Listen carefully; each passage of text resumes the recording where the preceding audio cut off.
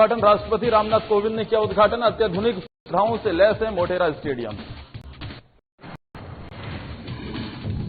बिहार विधान परिषद की कार्रवाई के दौरान बीजेपी एमएलए संजय मयूख ने उठाए सवाल। त्रिवेंद्रम में दिए राहुल गांधी के बयान को बनाया मुद्दा। कहा, राहुल गांधी के बयान से उत्तर में भारतीयों का अपमान। वहीं बीजेपी एमएलसी संजय मयूख के आरोप पर कांग्रेस हमलावर। कांग्रेस एमएलसी प्रेमचंद्र मिश्रा ने संजय मयूख पर साधा निशाना। कहा, सदन का समय खराब करने की बीजेपी खासियत। और रांची नगर निगम कार्यालय में पार्षदों की हुई बैठक में पार्षद रोशनी खालको पर हुई कार्रवाई का पार्षदों ने किया विरोध। कई पार्षदों ने किया बैठक का बहिष्कार। दुनिया के सबसे बड़े क्रिकेट स्टेडियम मोटेरा स्टेडियम का उद्घाटन हुआ है और अब ये मोटेरा नहीं रह गया है, इसका नाम बदलकर नरेंद्र मोदी स्टेडियम कर दिया गया है।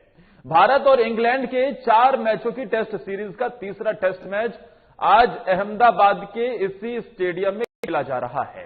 यह मैच डे नाइट खेला जा रहा है जो 2:30 बजे से शुरू हो गया है और इंग्लैंड का एक विकेट भी गिर गया है। इस स्टेडियम का उद्घाटन राष्ट्रपति रामनाथ कोविंद ने किया। इस दौरान गृह मंत्री अमित शाह और बीसीसीआई के कई अधिकारी भी मौजूद रहे। वहीं इस स्टेडियम की कुछ खास बातें हैं जो इस और अनोखा इसे बनाती हैं। दुनिया का सबसे बड़ा क्रिकेट स्टेडियम ये नरेंद्र मोदी क्रिकेट स्टेडियम है। 1,10,000 दर्शकों के बैठने की इसमें क्षमता है। यह स्टेडियम 63 एकड़ में बना है। इस स्टेडियम में 4 ड्रेसिंग रूम और 3 प्रैक्टिस ग्राउंड हैं। यहां इंडोर और आउटडोर दोनों प्रैक्टिस की सुविधा है। यहां का ड्रेनेज सिस्टम इतना आधुनिक है कि बारिश बंद होने के आधे घंटे बाद ही मैच शुरू हो सकता है। देश का ऐसा पहला स्टेडियम है जहां खास तरह की एलईडी लाइट भी लगाई गई है।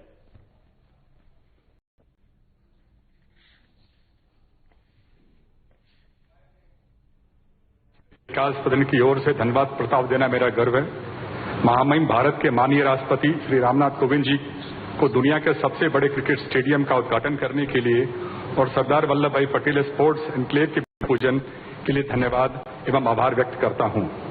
इस अवसर पर आदरणीय प्रथम महिला श्रीमती सविता कोविंद जी के प्रति आभार व्यक्त करता हूं। महामहिम गुजरात के माननीय राज्यपाल श्री आचार्य देवव्रत जी का भी उनकी सम्मानित उपस्थिति के लिए धन्यवाद और आभार व्यक्त करता हूं। इस अवसर पर उपस्थित श्री अमित शाह साहब माननीय केंद्रीय गृह मंत्री को धन्यवाद देता हूं जो अहमदाबाद विश्व स्तरीय खेल की सुविधाओं के लिए दृष्टि दी है और परियोजनाओं के पीछे मार्गदर्शक बन रहे हैं। श्री किरेन रिजिजू जी माननीय केंद्रीय मंत्री खेल मंत्रालय को सरदार वल्लभ भाई पटेल स्टेडियम एन्क्लेव के रोड मैप और मार्गदर्शन के लिए धन्यवाद देता हूं। इस परियोजना के निरंतर मार्गदर्शन के लिए मैं गुजरात के माननीय मुख्यमंत्री श्री नितिन भाई पटेल जी का भी आभारी हूं। श्री प्रहलाद वानी जी माननीय सांसद श्री उनकी उपस्थिति के लिए भी आभार व्यक्त करता हूं। इस अवसर पर भारतीय क्रिकेट कंट्रोल बोर्ड विशेष रूप से श्री जय शाह जी सचिव बीसीसीआई और धनराज नाथवानी जी उपाध्यक्ष गुजरात क्रिकेट एसोसिएशन को भी कार्यक्रम के आयोजन उनकी सहायता के लिए भी धन्यवाद देता हूं। मीडिया के सभी सदस्यों को उनके समर्थन और व्यापक कवरेज के लिए भी धन्यवाद देता हूं। उन सभी खेल का शुक्रगुजार हूं।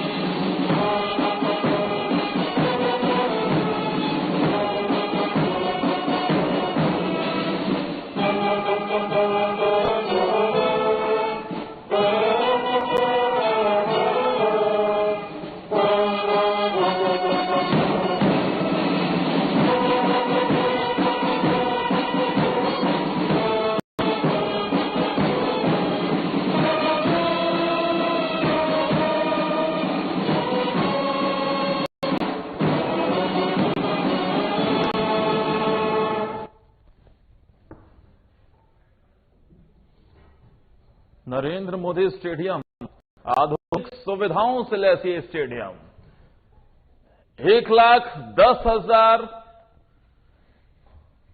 स्टेडियम में लोग 1,10,000 की क्षमता के साथ बैठकर मैच देख सकते हैं और इसका उद्घाटन आज किया गया और आज यहीं से क्रिकेट मैच की शुरुआत भी हो गई है। पिंक बॉल टेस्ट क्रिकेट खेला जा रहा है, डे नाइट टेस्ट क्रिकेट, और इंग्लैंड पहले बल्लेबाजी भी कर रही है। इस बीच आपको अपडेट भी दे दें और उनका एक विकेट भी गिर गया है। ईशांत शर्मा को यह सफलता हासिल हुई है, लेकिन इस बीच ये स्टेडियम दुनिया का सबसे बेहतरीन और सबसे बड़ा स्टेडियम। वहीं बिहार विधान परिषद की कार्यवाही के दौरान बीजेपी एमएलसी संजय मयूख ने पिछले दिनों त्रिवेंद्रम में राहुल गांधी द्वारा उत्तर भारतीय पर दिए बयान पर सदन में निंदा प्रस्ताव लाने का प्रस्ताव दिया था, लेकिन सभापति ने उसे खारिज कर दिया। राहुल गांधी के पर संजय मयूख ने कहा कि यह उत्तर भारतीय और बिहारियों का अपमान है। जो वो निंदा प्रस्ताव ला रहे थे उसमें वो सफल नहीं हुए। बिहार के लोगों को गालियां नरेंद्र मोदी ने दी थी।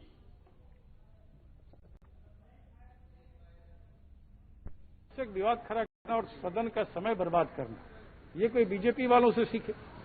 तो बीजेपी के नेता जिस तरह से सदन में निंदा प्रस्ताव ला रहे थे उसमें तो सफल नहीं हुए।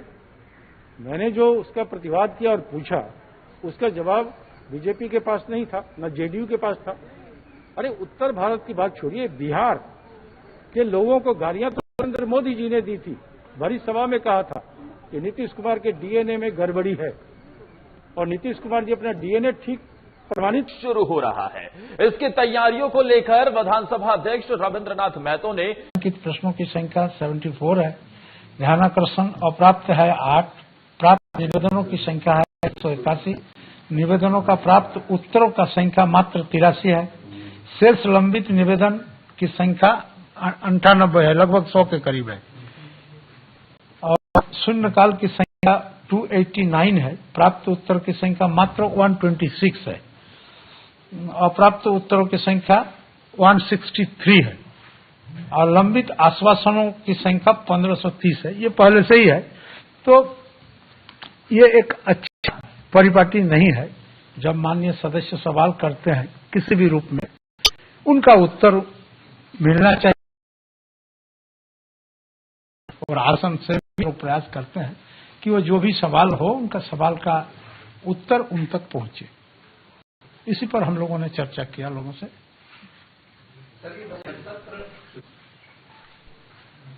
देखिए, ये तो मेरा विषय नहीं है और इस पर बहुत ज्यादा बोलना मुश्किल है।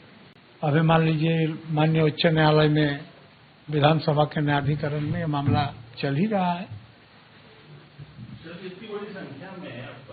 अब दूसरे तरह से लीजिए, 1500 आश्वासन इसी सत्र का नहीं है, कि पहले से जो आश्वासन सरकार के द्वारा किया गया है उसका नहीं आया है, मैंने इस टेन्योर का नहीं है। पहले टेन्योर का भी है, मिला जुला के, लेकिन ये मरता नहीं है। इसका उत्तर हर हाल में देना ही पड़ता है डिपार्टमेंट को। प्रश्न का उत्तर तो विभाग हम लोगों को भेजती है और विभाग के लोगों को ही इसके लिए हम लोग बताए कि भाई आपका जो परफॉर्मेंस है ये साफ है, आप देख लीजिए। इसलिए ऐसा न हो कि आप उत्तर देने में क्यों पीछे रहते हैं। आप तो सवाल का जवाब तो आपको देना ही होगा, जो उसका एप्रोप्रिएट जवाब है उसको तो देना ही होगा। ये तो सार्वजनिक चीज है। इसीलिए उन लोगों को बोले कि आप लोग ज्यादा ध्यान रखिए, तो आने वाले आहूत होने वाले सत्र में जो भी सवाल आएगा माननीय सदस्यों की तरफ से, उसका जवाब ससमय हो। हम लोगों ने आपको पूर्व में भी हम लोग सत्र चलाए, कोरोना काल में ही चलाए, और कोरोना काल में चलाने के बाद जो कोरोना का जो मतलब कोविड-19 का जो प्रोटोकॉल है, उस प्रोटोकॉल को हम लोग पूर्ण फॉलो करके ही चलाएंगे। दूसरा नाम अगर आता है तो आने दीजिए, आएगा तो उसके बाद निर्णय ही आपको उत्तर होगा। नहीं, बात तो संविधान के अनुसार स्पीकर ही इसका फैसला करते हैं और इसको त्वरित फैसला करने का निर्णय भी मैंने संबंधित विभागों को, संबंधित प्रतिवादियों को मैंने नोटिस भी किया। अब उसके बीच में फिर लोग हाईकोर्ट, उच्च न्यायालय में फिर मामला सुप्रीम कोर्ट भी गया। अब उसके बाद फिर न्यायाधिकरण में भी चल रहा है, तो थोड़ा के लिए समय चाहिए। हमारा सभा सचिवालय का या आसन का इच्छा था कि जितना जल्द से जल्द इसका हम लोग निराकरण करेंगे, क्योंकि इसके पूर्व में इसमें काफी विलंब हो चुका है और काफी विलंब होने के बाद प्रश्न के सम्मुखीन होना पड़ा है।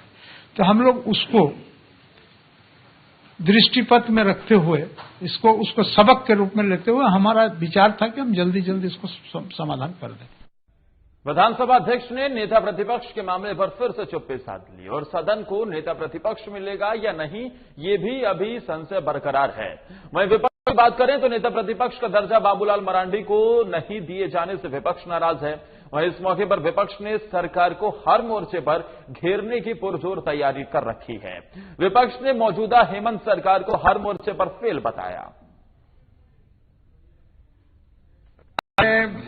सरकार ने विपक्ष को फ्री हैंड दे दिया, चाहे जिस प्रकार का आंदोलन करें, हम आपको पिच दे रहे हैं, आप बैटिंग करिए।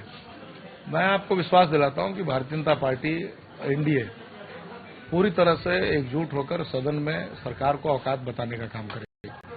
हर मोर्चे पर यह सरकार फेल है। आप नियोजन नीति की आपने बड़ी संख्या में नौजवानों के रोजगार छीन लिए, आपने कोई नीति बनाई नहीं, कोई नियोजन नीति आपकी है नहीं, और आपने रोजगार छीन लिया। अच्छा होता कि कोई नीति बनाती सरकार पहले, उसके बाद अगर नौजवानों के रोजगार छीने जाते तो कोई बात थी। हर मुद्दे पर पारा शिक्षकों की वही स्थिति है, ठगते रहे 1.25 साल हो गए। संविदा कर्मियों की वही स्थिति है, सेविका सहायिका की वही स्थिति है, विधि व्यवस्था की वही स्थिति है।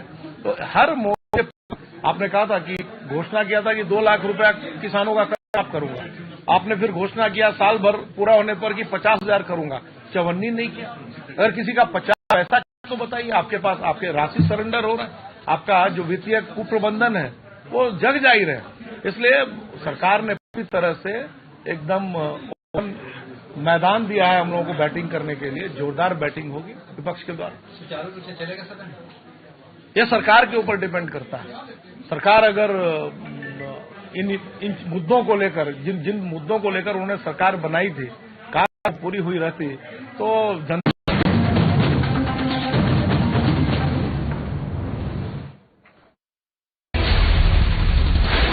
आक्रोश देखा गया। मौके पर पार्षद के लोगों ने नगर निगम के संचालकों से विभिन्न सवाल भी किए। साथ ही राज्य सरकार को बहिष्कार करने के विषय पर भी चर्चा की गई। इस दौरान बैठक में नगर निगम के मेयर, उप महापौर, माननीय विधायक, मुख्य अभियंता, सहायक नगर आयुक्त और नगर निगम के अन्य सदस्य मौजूद रहे।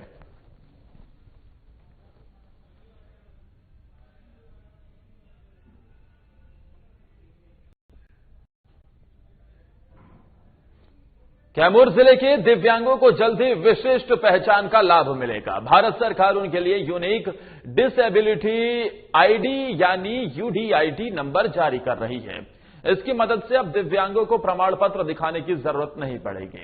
इस स्मार्ट कार्ड के माध्यम से उनकी पहचान पूरे भारत में हो जाएगी। इसी को लेकर मंगलवार को रामगढ़ प्रखंड के ब्लॉक के सभागार में बुनियादी केंद्र द्वारा शिविर का आयोजन किया गया। इस शिविर में 289 दिव्यांगों ने यूडीआईडी के लिए आवेदन दिया। कार्ड मिलने के बाद उन्हें इस कार्ड की सहायता से सभी तरह के अनुदान मिल सकेंगे। इतना ही नहीं, राज्य और देश भर में वो एक ही स्मार्ट कार्ड के माध्यम से बस, ट्रेन और अन्य स्थानों पर आरक्षण की सुविधा भी प्राप्त कर सकेंगे। इस मौके पर बुनियाद केंद्र कैमूर के श्लोक पांडे और प्रभा शंकर त्रिपाठी मौजूद रहे। बुनियादी केंद्र के सदस्य श्लोक पांडे ने कहा कि यूडीआईडी कार्ड से दिव्यांगों को राष्ट्रव्यापी पहचान मिलेगी।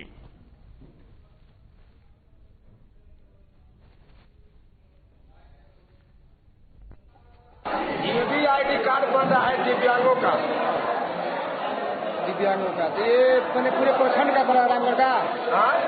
कहाँ का बन रहा है? रामगढ़ प्रखंड के दिव्यांगों का यूडीआईडी कार्ड बनाया जा रहा है। ये ऑनलाइन हो रहा है। अब यह ऑनलाइन यूडीआईडी कार्ड बना करके सब दिव्यांगों को घर घर पहुंचेगा। ठीक है, ऑफलाइन पहले सर्टिफिकेट बना था, यह ऑफलाइन सर्टिफिकेट का सरकार के द्वारा कहा गया है कि यह 21 मार्च तक खत्म हो जाएगा। इसलिए सबको यूडीआईडी कार्ड बनवाना जरूरी है। ये विकलांग का वो सर्टिफिकेट जमा हो रहा है, बन रहा है, नया बोल रहे हैं बनेगा। यूडीआईडी कार्ड बन रहा है? जी वही बन रहा है। तो कैसे पता चला कब बन रहा है? वो मैसेज लोग जाकर गाँव में बोले थे। जी तो आप जमा किए हैं? जी अभी जमा किए हैं। जमा हो गया जी। कटिहार में अज्ञात अपराधियों ने एक युवक को गोली मार दी है। युवक की हालत अभी गंभीर बताई जा रही है। हादसे के बाद घायल युवक को स्थानीय अस्पताल लाया गया। बारसोई थाना क्षेत्र के नरोल गांव के पास देर रात हुई इस घटना में रघुनाथपुर के रहने वाले तनवीर आलम अपने ससुराल मालपरा जा रहे थे। इस दौरान आबादपुर बरसोई सड़क नारोली गांव के पास कुछ बाइक सवारों ने तनवीर को गोली मार दी। घटना के बारे में लूटपाट की आशंका जताई जा रही है।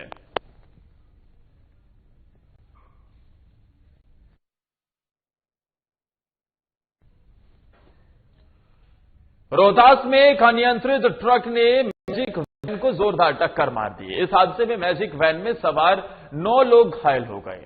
घटना NH2 स्थित शिव सागर इलाके की है। बताया जा रहा है कि सभी घायल एक ही परिवार के हैं।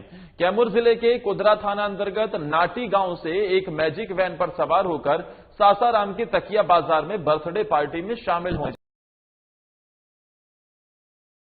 जब हादसे की सूचना मिली तो मौके पर से सभी घायलों को सदर अस्पताल पहुंचाया गया। हादसे में घायल 5 महिलाएं और 2 बच्चे भी शामिल हैं। एक 8 वर्षीय बच्चे की हालत गंभीर बताई जा रही है, जिसे बेहतर इलाज के लिए वाराणसी रेफर कर दिया गया है। वहीं अन्य सभी हाल में चल रहा है। बता दें कि सभी नाटी गांव के निवासी सुनील पासवान के परिवार के लोग हैं।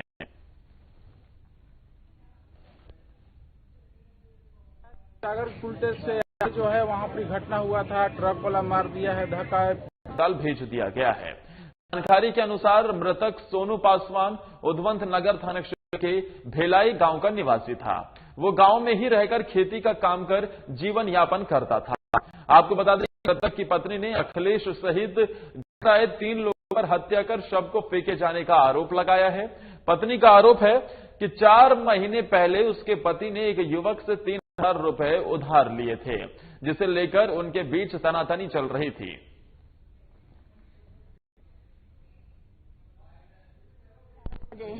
आज हाँ का लेके रहे सोदा भेलाई के रहे भेलाई के सोदा जो धन संगे में रहे भरोसा भरोसा रहे आऊ रहे। मैंने क्या बोल के ले गया लोग आपसे? लिया गुलाब हम कि चलो पैसा से हम ये पैसा दे के जाना मर ले बड़ा।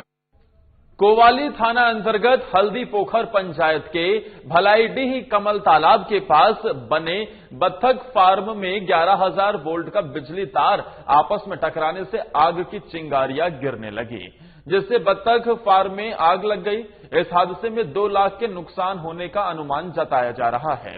फार्म के मालिक वापी सेठ का कहना है कि बिजली विभाग को लगातार मैंने सूचना दी थी कि बिजली के तार को ठीक कर दिया जाए, लेकिन ठीक नहीं किया गया। आज बिजली का तार आपस में लड़ जाने से शॉर्ट सर्किट हुआ, जिससे फार्म में आग लग गई।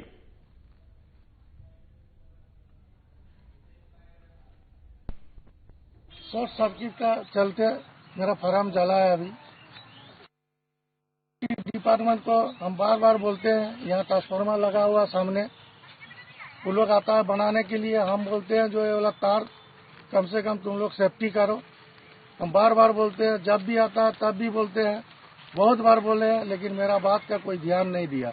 इसी का कारण इलेक्ट्रिक डिपार्टमेंट का लापरवाही का चलते मेरा फार्म जला है। 2.5 से 3 लाख रुपया मेरा अभी तक खत्म हो गया, जल के राख हो गया।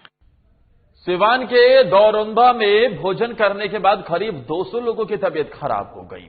आपको बता दें कि 21 फरवरी को राम बहादुर सिंह के श्राद्ध कर्म के भोज में कई लोग शामिल हुए थे और फिर भोज खाने के बाद लोगों को ठंड, बुखार, सरदर्द जैसी शिकायतें हुई, जिसके बाद सभी को इलाज के लिए अस्पताल में भर्ती करवाया, जहां डॉक्टरों ने फूड पॉइजनिंग की आशंका जताई है। जानकारी मिलते ही सिवान सिविल सर्जन यदुवंश शर्मा दरोंदा सामुदायिक स्वास्थ्य केंद्र पहुंचे और सभी मरीजों का हाल जाना।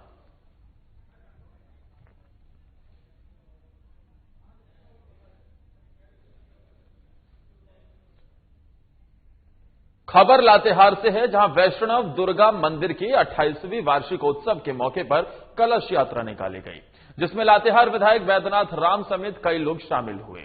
आपको बता दें कि कलश यात्रा मंदिर परिसर से निकलकर कचहरी तक पहुंची, जिसके बाद मुख्य मार्ग से वापस होते हुए औरंगा नदी छठ घाट पहुंची।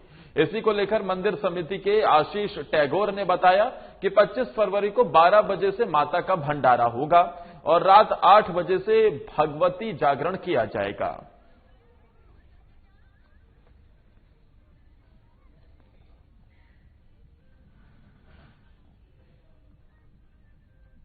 खबर गुमला के कामडारा से है, जहां एक ही परिवार के 5 लोगों की निर्मम हत्या कर दी गई, जिससे क्षेत्र में दहशत का माहौल बना हुआ है। जानकारी के मुताबिक आपसी विवाद में इस घटना को अंजाम दिया गया है। वहीं घटना की सूचना पर एसपी, एसडीपीओ सहित अन्य अधिकारी घटनास्थल पर पहुंचे और मामले की जांच शुरू की।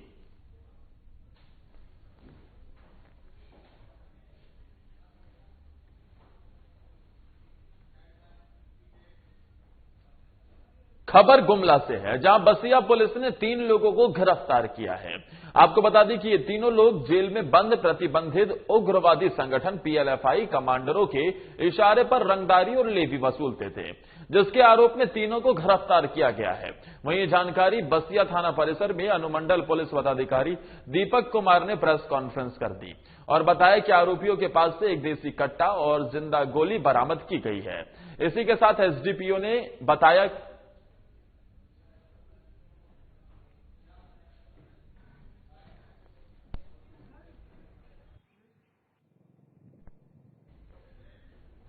और इसी के साथ इस बुलेटिन में फिलहाल के लिए इतना ही। नमस्कार।